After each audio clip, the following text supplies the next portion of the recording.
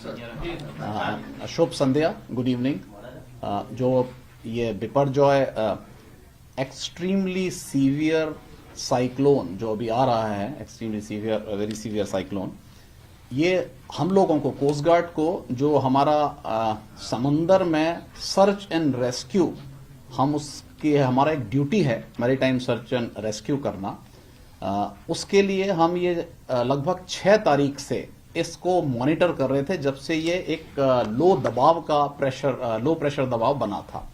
6 तारीख के बाद हमने, जैसे ही हमें पता लगा 5 की शाम को 6 की सुबह, उसी दिन से हमने अपने एयरक्राफ्ट, शिप्स और हेलीकॉप्टर्स को समंदर में रेगुलर भेजना शुरू किया। और उसके बाद हमने वार्निंग इशू करना शुरू किया सभी मरीनर्स को और फिशरमैन को। आपको शायद ज्ञात होगा कि फिशिंग सीजन नहीं है अभी, आजकल बैन है, लेकिन फिर भी कुछ लोग जो नॉन मोटराइज्ड फिशिंग बोट होती है या जो लोकल कंट्री फिशिंग बोट्स होती हैं वो पहुंच जाती हैं। इनफैक्ट इंसिडेंट तो था कि 1-2 मैकेनाइज्ड बोट भी समुद्र में थी। हमने स्टेट गवर्नमेंट, राज्य सरकार के साथ मिलकर उनको मेक श्योर किया कि वहां पर कोई भी आदमी नहीं रहे, और हमें खुशी है कि हमारी जहां तक नॉलेज है कोई भी फिशरमैन अभी सी में नहीं था।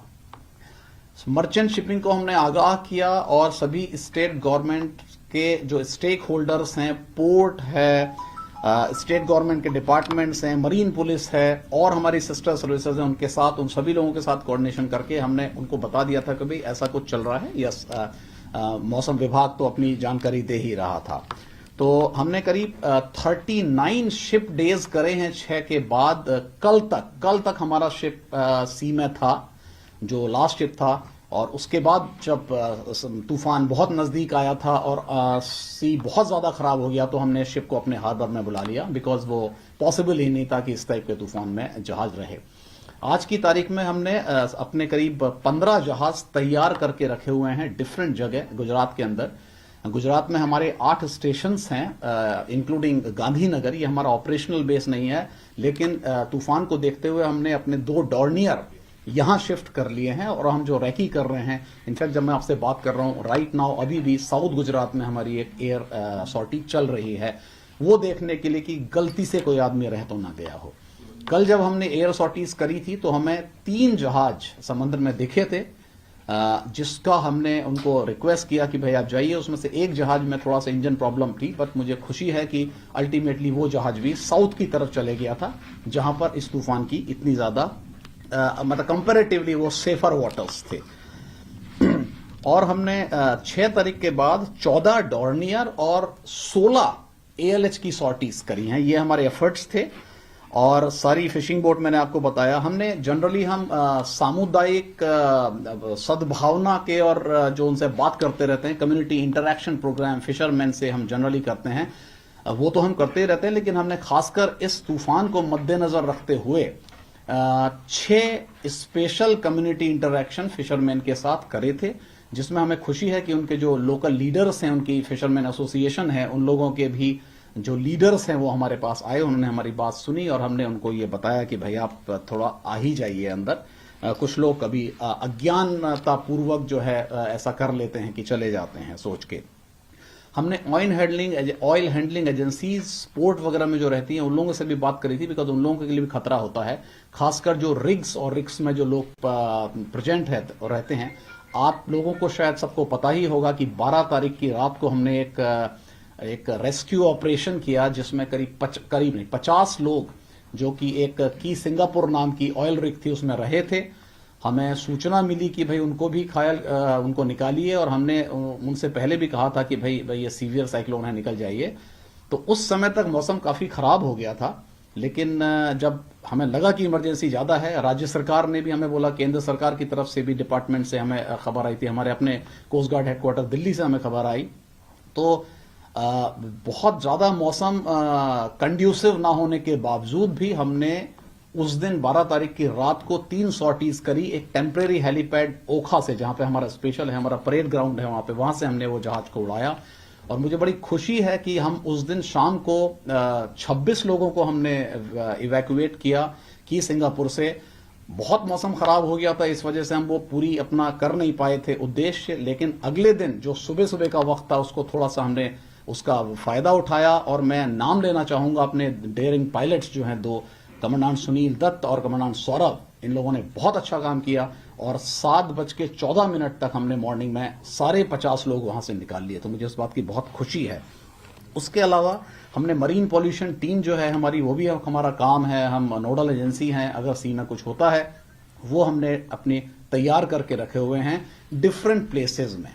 जो हमारे मुंद्रा, जखाऊ और वादीनार, ये 3 जो नॉर्थ गुजरात में, और ओखा, हमारे 4 स्टेशन हैं, वहां पे हमने अपने सीनियर ऑफिसर जो वहां के लोकल कमांडर्स हैं, डीआईजी रैंक ऑफिसर्स हैं, उनको सचेत किया है। और मुंद्रा में हमने यहां से एक स्पेशल डीआईजी भेज दिए हैं, बिकॉज वहां पर एक हमारे कमांडेंट साहब जो हैं वो सीओ हैं वहां के, लेकिन हमने सोचा कि एक सीनियर ऑफिसर वहां जाएगा तो उन्हें स्पेशली भेज दिया है।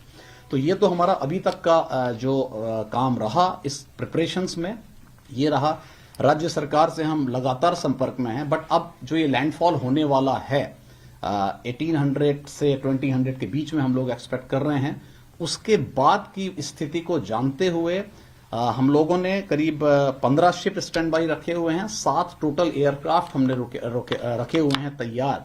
जो हमारा स्टेशन है कोस्ट गार्ड एयर स्टेशन दमन, वहां पर भी हमने स्पेशल 4 डॉर्नियर और 3 हेलीकॉप्टर्स दूसरे रीजन से मंगा के भी रखे हैं, अगर जरूरत पड़ी तो हम उनको भी डिप्लॉय करेंगे। जो हमारी डिजास्टर रिलीफ टीम्स हैं 27 हमने बना के रखी हुई हैं, जिसमें जेमनीज हैं, उनके पास डाइवर्स हैं और बाकी रिलीफ मटेरियल है जो एक स्टैंडर्ड प्रैक्टिस होती है। 53 OBMs जो ऑनबोर्ड इंजन्स होते हैं जहाज के, कभी हमें OBM हम निकाल के कहीं और लगाना पड़ा, अगर फ्लडिंग होती है कहीं पर लोअर एरियाज में, उसमें ऑपरेट करनी पड़ी जहाज। और हमने करीब 200 लाइव बॉयज और 1000 लाइव जैकेट्स भी अलग से इंतजाम करके हमने तैयार रखा हुआ है डिफरेंट स्टेशन पे।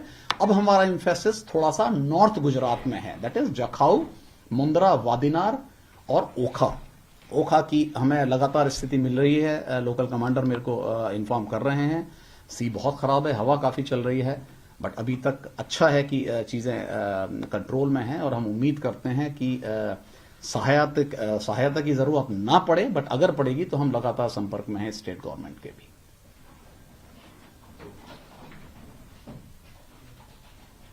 सर, जिस तरीके का सी था, जो ऑपरेशन किया आपके लिए कितना चुनौतीपूर्ण था, क्योंकि जो दायरा है साइक्लोन का काफी बड़ा है, विंड स्पीड भी काफी चल रही है, और खासतौर पर आफ्टर साइक्लोन जो भी आपकी तैयारी या प्रिपरेशन है वो किस तरह से की है? देखिए, सी जहां तक आप सी की डिफरेंट नंबर से हम सी स्टेट 1, 2, 3, 4, 5 बोलते हैं। जनरली नॉर्मल केस में अगर 4 हो जाती है सिचुएशन, तो हम लोग खैर अपने मिनिमम जहाज रखते हैं। जहाज तो हमारे हमेशा बाहर रहता है, कोई उसमें वो नहीं है। लेकिन सी स्टेट काफी खराब हो गई थी, मेरे ख्याल से 10 तारीख के बाद हम लोगों के एरिया में सी स्टेट काफी खराब थी और हमारे जहाज छोटे बड़े दोनों सी स्टेट 4, 5 रिपोर्ट कर रहे थे। परसों से जब हमारा ऑपरेशन चल रहा था की सिंगापुर का, उस समय सी स्टेट 6 हो गई थी। लेकिन मुझे खुशी है बताते हुए कि हमारा जो जहाज था वो तना रहा, वहीं पर तैयार रहा, क्योंकि हमें लग रहा था बाई चांस किसी वजह से हेलीकॉप्टर अगर वहां ना पहुंच पाए, वेदर बहुत खराब था, 35-40 नॉट्स की विंड्स चल रही थी, बीच में गस्टिंग बहुत ज्यादा हो रही थी, तो अगर वो नहीं होता तो हम उस जहाज को यूज करते, तो बट उस जहाज की जरूरत नहीं पड़ी। कल हमने इसके जहाज बुला लिया। अब सी काफी खराब है, अगर आप सी स्टेट में बोलेंगे तो साइक्लोनिक कंडीशंस में सी स्टेट 6 करीब हो जाती है, जिसमें किसी भी जहाज का वहां पर रहना मुश्किल होता है।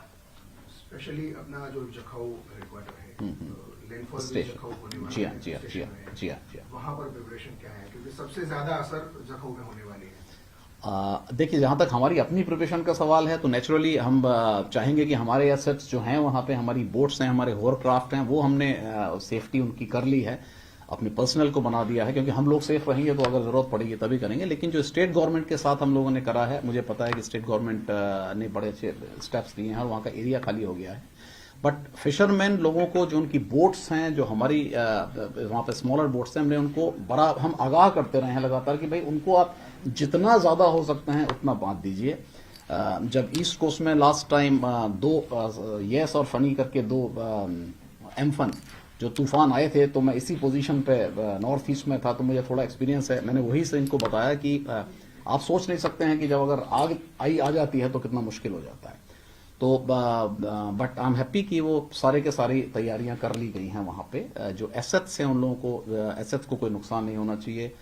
पर्सनल को, local population as well as हमारे अपने लोग जो हैं वो काफ़ी उनको हमने ब्रीफ किया हुआ है और वो जानते हैं उन्हें क्या करना है ऐसी स्थिति में। तो हम यही उम्मीद करते हैं कि चीज़ें कंट्रोल में रहनी चाहिए।